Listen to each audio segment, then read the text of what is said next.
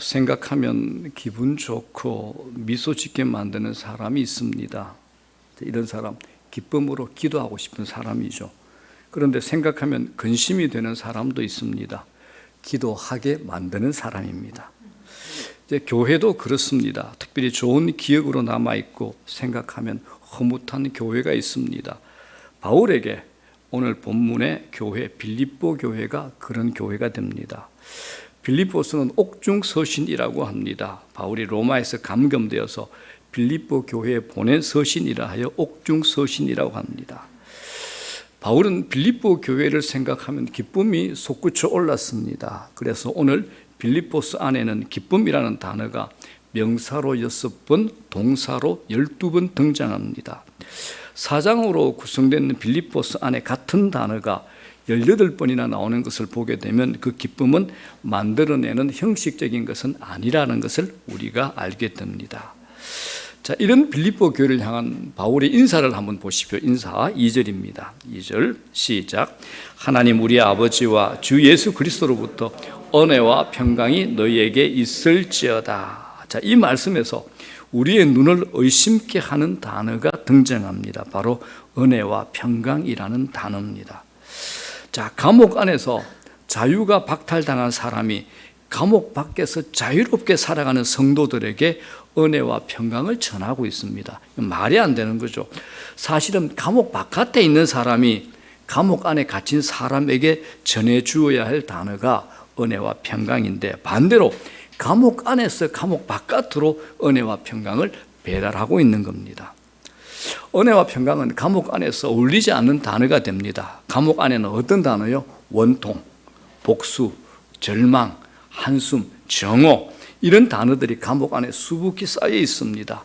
그런데 바울은 감옥 안에서 결코 찾아볼 수 없는 단어를 찾아 빌립보 성도들에게 보내고 있는 겁니다.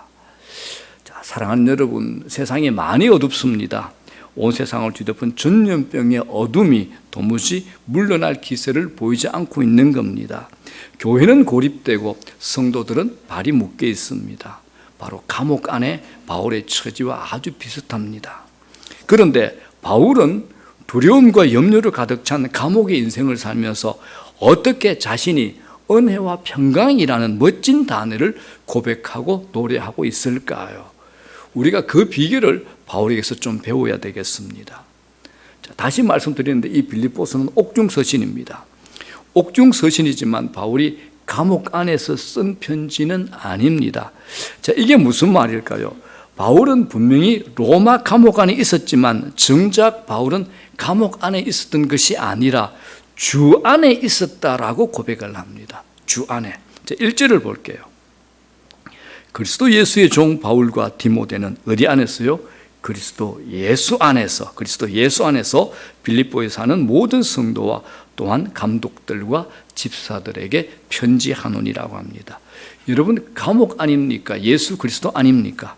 그리스도 예수 아닙니다. 그래서 빌립보서는 옥중서신이 아니라 좀 더 엄밀히 말하면 in Christ, 주님 안에서 보낸 편지, 주중서신이 되는 겁니다. 바울은 언제나 주님 안에 있었기 때문에 그곳이 감옥이든 빈들이든 사막이든 바다 한가운데든 상관없이 평강과 은혜라는 단어를 사용할 수 있었던 겁니다. 자, 여러분, 감옥 안에는 많은 죄수가 있지만 모두 같은 죄수는 아닙니다. 무슨 죄를 지어서 들어온 사람도 있겠지만 바울처럼 복음 때문에 들어온 사람들도 있습니다. 물론 사람들은 똑같은 죄수로 취급하겠지만 바울의 정체성은 다른 사람들과 달랐습니다. 그는 그리스도 예수 안에서 예수에 매여 있는 것이지 감옥 안에서 로마 사람들에게 매여 있는 것은 아니라는 말씀입니다. 이걸 여러분 우리 삶에 이렇게 적용해 볼 수 있습니다. 같은 병원의 병실에 누워 있어도 같은 환자가 아니라는 겁니다. 그냥 병으로 입원해 있는 환자가 있는가 하면 예수 그리스도의 환자가 있습니다. 왜 병에 걸렸는지 알고 그 병을 통해서 하나님 안에서 자신을 점검하고 새로운 삶을 살기로 작정한 환자는 누구의 환자입니까? 예수 그리스도의 환자가 되는 겁니다. 좋은 대학을 졸업하고 신실한 청년인데 불황의 시기에 직장을 구하지 못해서 스스로 실업자라는 옷을 입고 괴로워하는 청년이 있었습니다. 제가 그 청년에게 한 말이 있습니다. 너는 세상의 실업자가 아니야. 그리스도의 실업자라고 했습니다. 그게 너의 정체성이라 그랬습니다. 포기하지 말고 절대 낙심하지 말고 그걸 붙들으라고 했습니다. 우리들이 그리스도 안에 있다면 자신에 대해서 남달리 정의하셔야 됩니다. 그리스도 안에서 고생하는 것, 그 세상 사람들이 고생하는 것과 근본적으로 다릅니다. 그게 내 욕심으로 초래된 고난이라 할지라도 그것을 인해서 주님을 받아들이고 주님을 인정하게 되면 나의 고난이 누구의 고난이 되죠? 주님의 고난이 되는 겁니다. 나의 질병이 주님의 병이 되는 겁니다. 내가 부도가 나더라도 나의 부도가 아니라 주님의 부도가 되는 겁니다. 여러분들이 못 믿으시겠다는 얼굴인데 성경으로 입증합니다. 사도행전 9장입니다. 이런 말이 있죠. 이런 이야기가 있습니다. 바울이 예수님 만나기 전에, 그때 이름이 사울이죠. 예수 믿는 사람들을 핍박하고 괴롭히는데 가장 앞장선 사람이 누굽니까? 바로 바울입니다. 그런 바울에게 주님이 직접 나타나십니다. 하늘로부터 강렬한 빛 가운데서 주님이 바울에게 임재합니다. 그리고 말씀합니다. 네가 나를 왜 핍박하느냐? 네가 나를 왜 핍박하느냐? 바울이 얼마나 놀랐겠습니까? 그런데 바울은 그동안 주님을 본 적이 없습니다. 만난 적도 한 번도 없었다라는 겁니다. 이게 무엇을 뜻하는 겁니까? 예수 믿는 자를 힘들게 하고 괴롭게 하는 것은 주님을 핍박하고 힘들게 하는 것으로 주님께서 그렇게 여기신다는 겁니다. 어떻습니까, 여러분? 이게 예수 믿는 신자됨의 능력입니다. 이게 우리의 자랑입니다. 이게 우리의 영광이고 여기에 우리의 복된 신분이 있는 겁니다. 그래서 여러분, 예수 믿는다는 것은 어마어마한 겁니다. 제발 예수 믿는다는 것을 천국 가는 티켓 하나 얻은 것으로 만족하는 그런 인생 반드시 안 되기를 바랍니다. 어마어마한 신비와 어마어마한 능력과 어마어마한 큰 복된 신분이 예수 믿는다라는 겁니다. 그래서 옥중서신 가운데 다른 게 하나 있죠. 에베소서, 빌립보서가 아니라 에베소서에서 바울은 자신을 또 이렇게 서술하고 있습니다. 에베소서 4장 1절. 그러므로 어디에 갇혔뇨? 주 안에서 갇힌 내가, 주 안에서 갇힌 내가 너희를 구원한다. 주 안에서 갇힌 내가 너희를 구원하노니 너희가 부르심을 받은 일에 합당하게 행하여라고 합니다. 주 안에서 갇혔다라고 합니다. 자, 여러분, 예수 믿고 예수 안에 있는 이 신비를 여러분들이 이해하시겠습니까? 그래서 내가 예수 그리스도 안에 있는 실제적인 믿음이 있는가, 아니면 말로만 고백하고 고개를 끄덕이고 있는가, 이걸 확인할 수 있는 방법이 하나 있습니다. 물어볼게요. 감옥에 갇힌 바울에게 감옥이 크게 보였을까요? 아니면 예수 그리스도가 크게 보였을까요? 자, 그러면 여러분들에게 묻습니다. 여러분들이 힘든 문제를 만났을 때 문제가 크게 보입니까? 아니면 예수 그리스도가 크게 보입니까? 이거 대답을 잘 하셔야 됩니다. 남 얘기하지 말고 여러분들 이야기를 잘 하셔야 됩니다. 더 크게 보이는 것이 내 믿음의 현 주소가 됩니다. 또 다른 방법이 있죠. 우리가 사용하는 말, 언어를 보면 됩니다. 주님 안에 있을 때 쓰는 언어와 주님 밖에 있을 때 쓰는 말은 다릅니다. 은혜와 평강, 이런 비슷한 단어를 많이 쓰고 있으면 틀림없이 주님 안에 있는 것이고, 한숨, 탄식, 걱정하는 소리, 짜증내는 소리, 닥달하는 소리가 많다면 어디에요? 주님 밖으로 나온 겁니다. 죽겠다라는 단어가 주님 안으로 들어가면 어떻게 되죠? 죽게 있다가 됩니다. 죽겠다라는 단어가 주님 안으로 들어가셔야 됩니다. 죽게 있다. 자살이라는 단어를 거꾸로 바꾸면 어떻게 되죠? 주님 안에 들어가면 살자로 됩니다. 불가능하다 뭡니까? impossible. 이 단어가 주님 안으로 들어가면 나는 가능하다. I'm possible. 이렇게 읽힙니다. 제가 이거 구한다고 힘들었습니다. 자, 여러분, 우리만 주님 안에 거하는 것이 아닙니다. 우리가 주님 안에 거하는 순간 주님도 우리 안에 거하십니다. 이 신비를 아십니까? 여러분 예수 믿으시죠? 그럼 여러분 안에 예수님이 계신다는 것을 여러분 믿으십니까? 성경이 약속하고 있는 겁니다. 내 안에 예수 그리스도가 계신가 확증하여 봐라.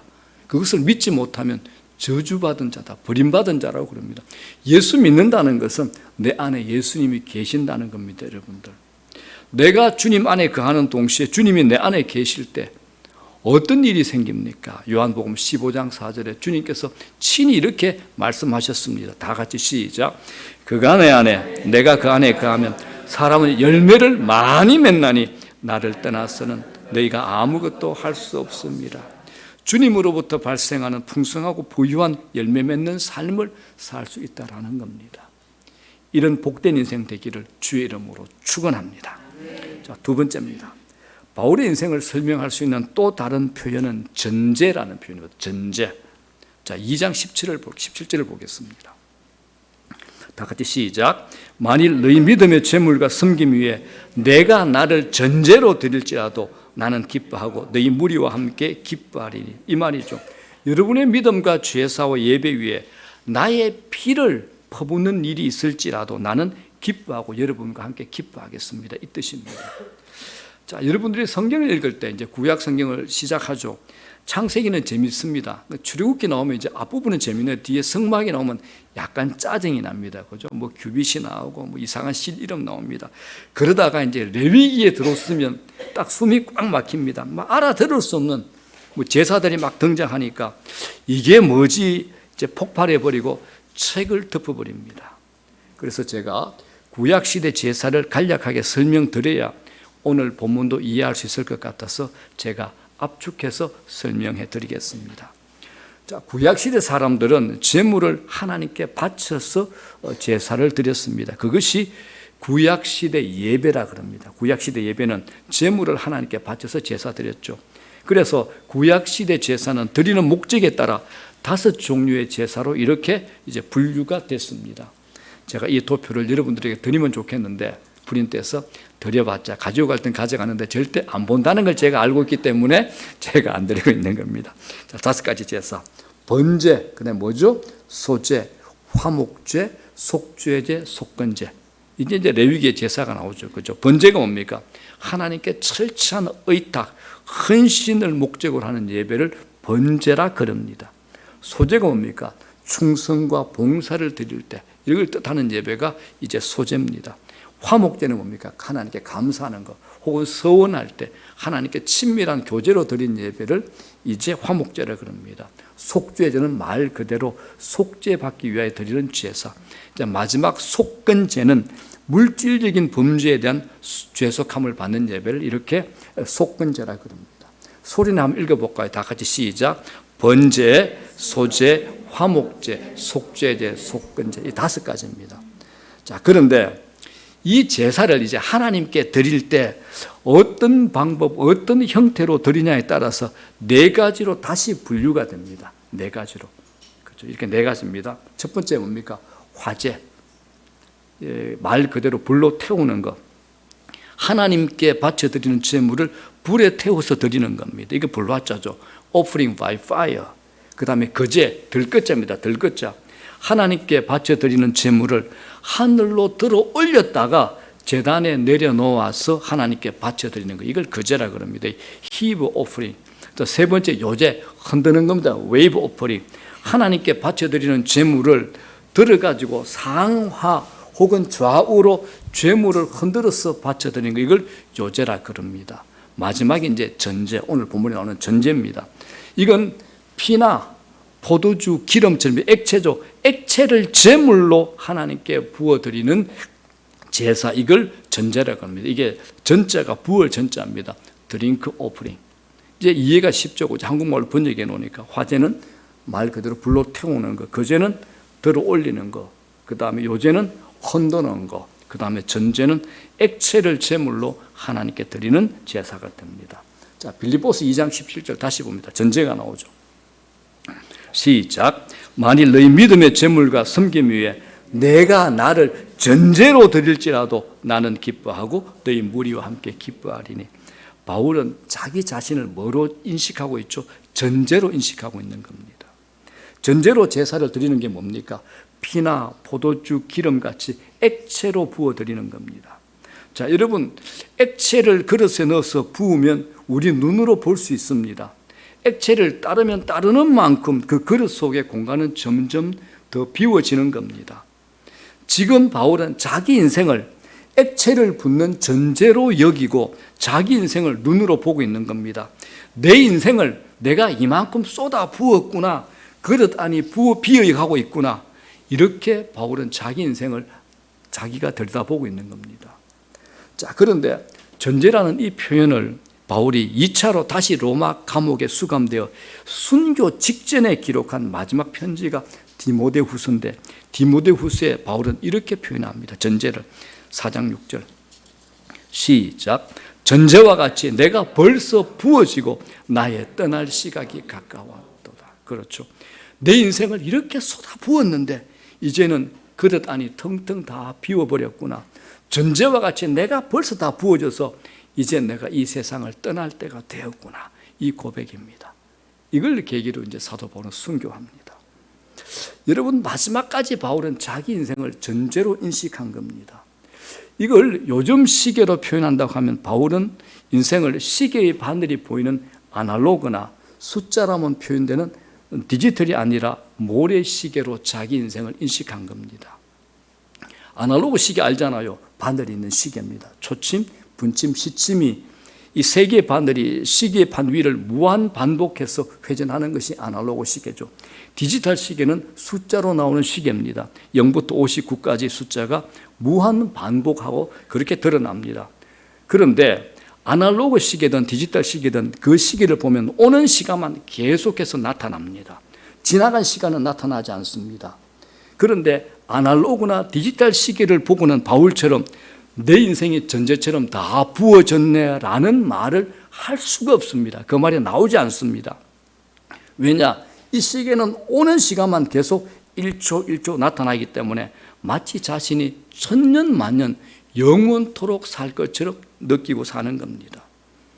전에 제가 몇 번 말씀드린 대로 제가 목사니까 장례식장을 자주 가잖아요. 장례식장에 가서 영정사진 앞에서 조문하게 될 때 어떤 사람도 자신이 저 영정사진의 사람처럼 본인이 그렇게 될 것이라고 생각하는 사람은 한 사람도 없다는 것을 제가 봤습니다. 모두들 죽음을 염두에 두지 않고 지금 살아가고 있는 겁니다. 무슨 말이죠? 무한 반복하는 아날로그나 디지털 시계처럼 살아가고 있는 겁니다.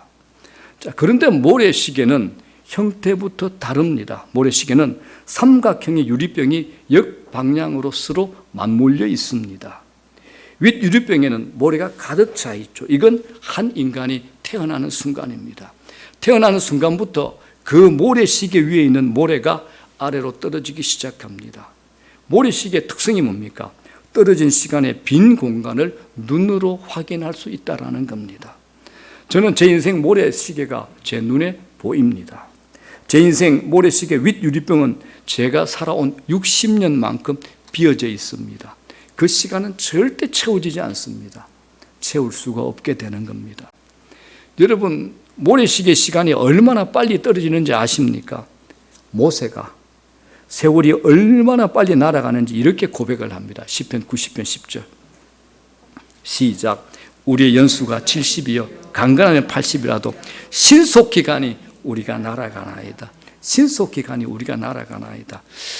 여러분, 지난 1월 1일 기억나십니까? 1월 1일. 아주 오래 전인가요? 바로 잠시 전인가요? 잠시 전이죠. 벌써 100일이 훌딱 지나가 버렸습니다.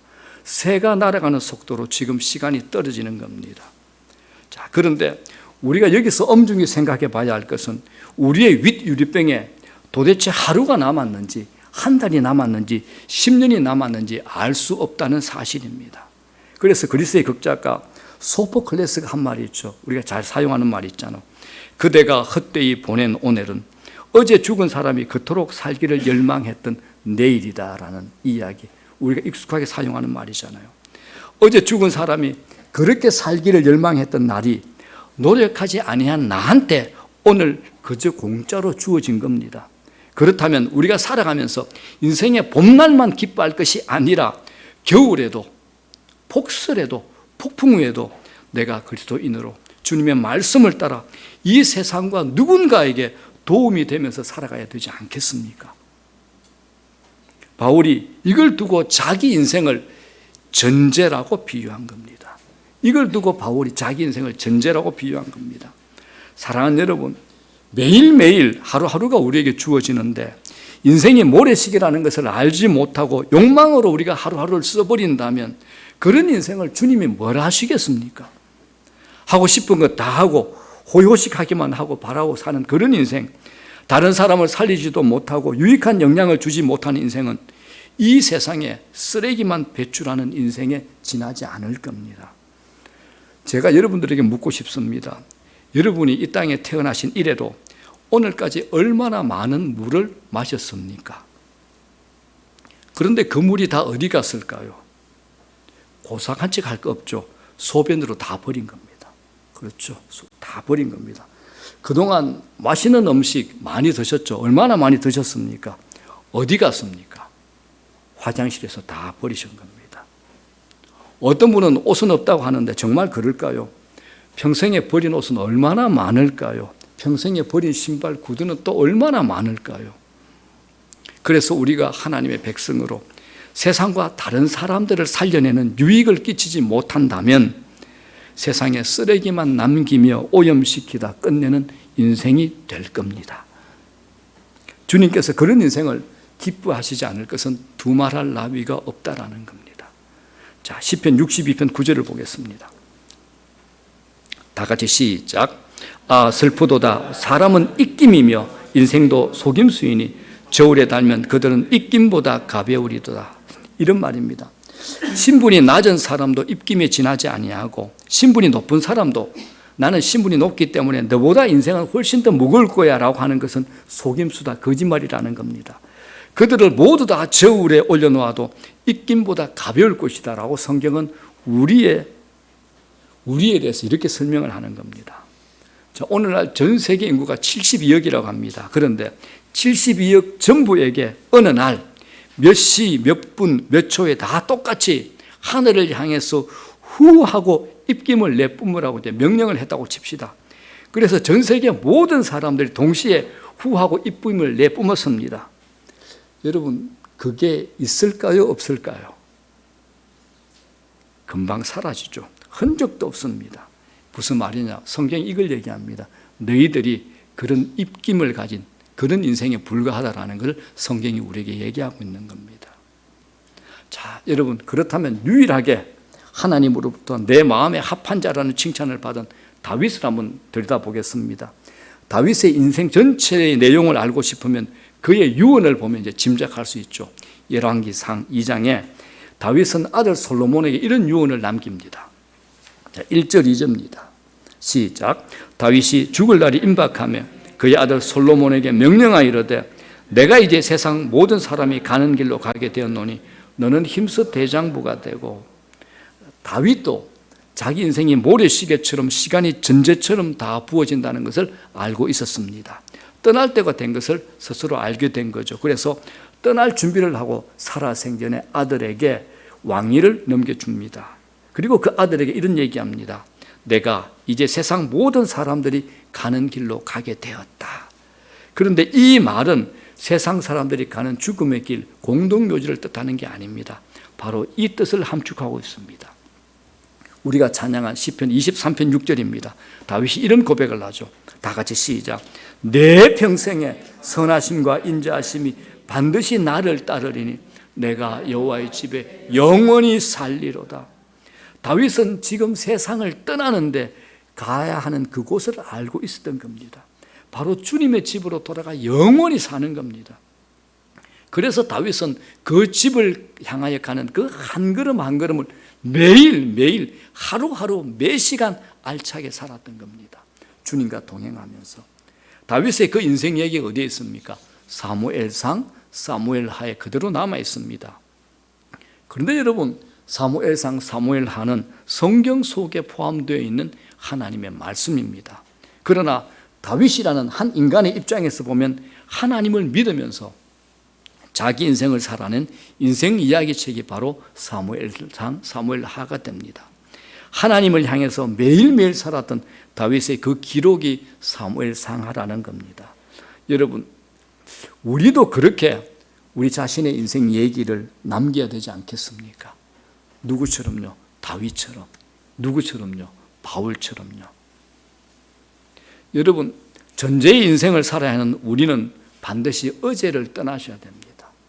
어제를 떠나야 됩니다. 어제로부터 반드시 떠나셔야 됩니다. 저와 만나서 상담하시는 분들 중에 대부분 이제 과거의 아픔, 나쁜 기억, 상처들로부터 힘들어하는 분들이 대부분입니다. 그분들에게 제가 빠지지 않고 공통적으로 드리는 말씀이 있습니다. 어제를 떠나십시오. 그리고 내일을 사십시오라고 얘기를 합니다. 어제를 떠나야 됩니다. 떠나지 못하는 사람의 특징이 있죠. 집착하는 겁니다. 집착하는 게 무슨 말입니까? 거기에 익숙해져 버렸다는 겁니다. 여러분, 집착하게 되면 두 가지를 잃어버립니다. 눈과 귀를 잃어버립니다. 집착하게 되면. 우리가 간단하게 생각할 수 있는 게 있습니다. 누군가가 어떤 가정의 아빠가 도박에 집착해 본다고, 도박에 집착한다고 생각해 보십시오. 그 사람이 도박에 집착하는 한 아내의 말이 안 들립니다. 안 들립니다. 듣는 귀가 없어진 겁니다. 그 사람이 도박에 집착하는 한, 자기 재산을 전부 탕진하는 한이 있더라도 학교도 제대로 못 보내는 자식이 눈에 들어오지 않습니다. 보여지지 않는 겁니다. 눈과 귀를 잃어버리게 된 겁니다. 그럼 그렇지 않습니까? 어제 집착하는 사람에게 내일은 없다라는 겁니다. 저는 청년들에게 하고 싶은 얘기가 있습니다. 지금이 20대라면 30대를 향해서 능동적으로 걸어갈 수 있어야 됩니다. 20대지만 20대를 떠날 수 있는 사람이 30대를 준비할 수 있는 겁니다. 그 사람은 20대보다 나은 30대를 살 수 있고 30대를 떠나면서 40대를 준비하며 살아갈 수 있다는 겁니다. 다윗은 매일 앞으로 가야 할 주님의 집을 향해 하루하루를 성실히 살았다라고 자신이 그렇게 신앙을 고백하고 있는 겁니다. 그런데 오늘 바울도 똑같이 고백하고 있습니다. 빌립보서 2장 다시 읽습니다. 시작. 만일 너희 믿음의 재물과 섬김 위에 내가 나를 전제로 드릴지라도 나는 기뻐하고 너희 무리와 함께 기뻐하리니. 여러분, 바울은 실제로 그렇게 살았습니다. 그래서 죽음 직전에 자신의 인생 결론을 또 이렇게 고백하는 겁니다. 죽음 직전. 디모데후서 시작. 전제와 같이 내가 벌써 부어지고 나의 떠날 시각이 가까웠도다. 여러분, 저는 우리 모두가 바울의 이 고백처럼 전제와 같이 하나님께 완전히 부어지는 이런 인생을 살 수 있으면 좋겠습니다. 이런 인생 살기를 주의 이름으로 축복합니다. 자, 마지막 세 번째입니다. 바울은 자기 사역의 결론을 은혜라는 단어로 결론 짓습니다. 자, 빌립보서 마지막 장 마지막 절 4장 23절입니다. 시작. 주 예수 그리스도의 은혜가 너희 심령에 있을지어다. 오늘 성경 빌립보서는 은혜로 시작해서 은혜로 끝나는 성경입니다. 바울은 감옥 안에 있었지만 늘 주님 안에 있었고 은혜 안에 있었습니다. 은혜로 시작한 빌립보서 1장이 4장 마지막 절에 다시 은혜로 마무리되는 것처럼 우리도 모든 일을 은혜로 시작하고 은혜로 마쳐야 됩니다. 우리는 은혜 아니면 살아갈 수 없는 존재들이고 은혜 안에 머물 때만 기쁨을 빼앗기지 않을 수가 있습니다.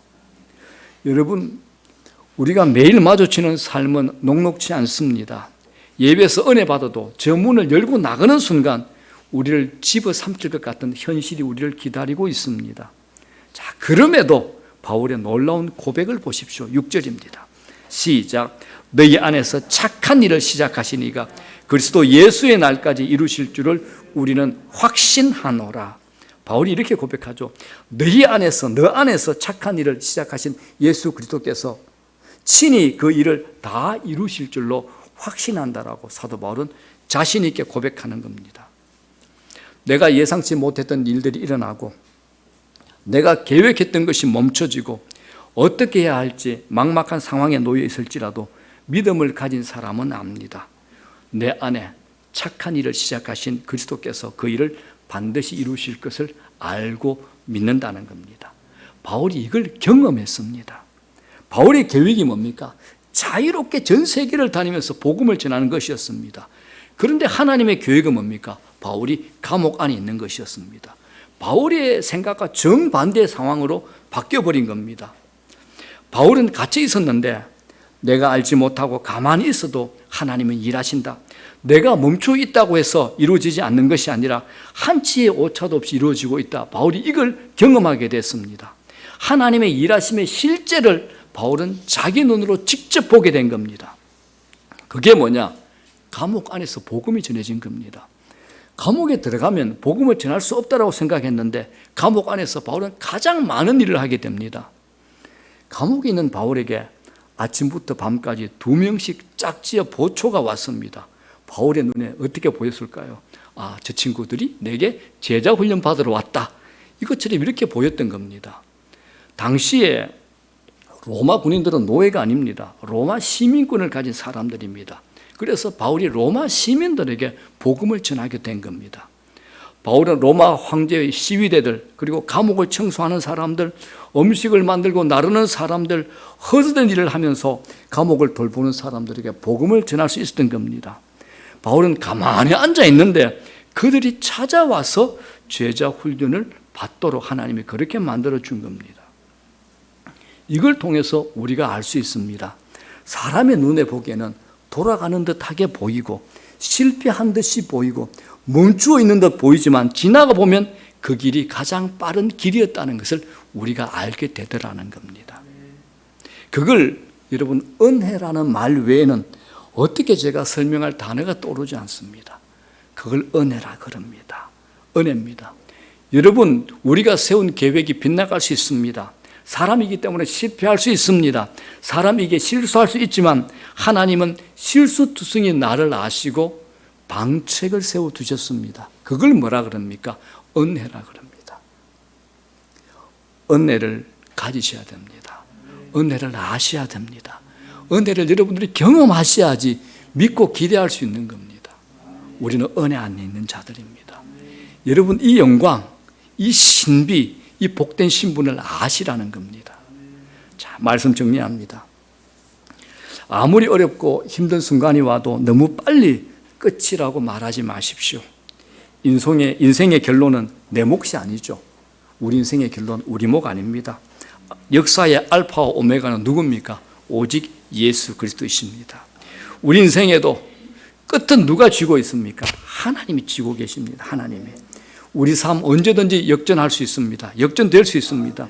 어떤 순간에도 하나님께서 역사하시고 함께 하심을 믿고 그 말씀을 따라 선택한다면 하나님은 언제든지 우리 인생 반전시켜 줄 줄로 저는 믿습니다. 여러분 믿으시기 바랍니다. 은혜보다 더 완벽하고 강력한 삶의 보장은 없습니다. 하나님의 은혜, 그 역전극의 위대한 스토리에서 얼마든지 우리도 주인공이 될 수 있습니다. 저와 여러분들이 그 역전공의 인생의 주인공 되시기를 주의 이름으로 축복합니다.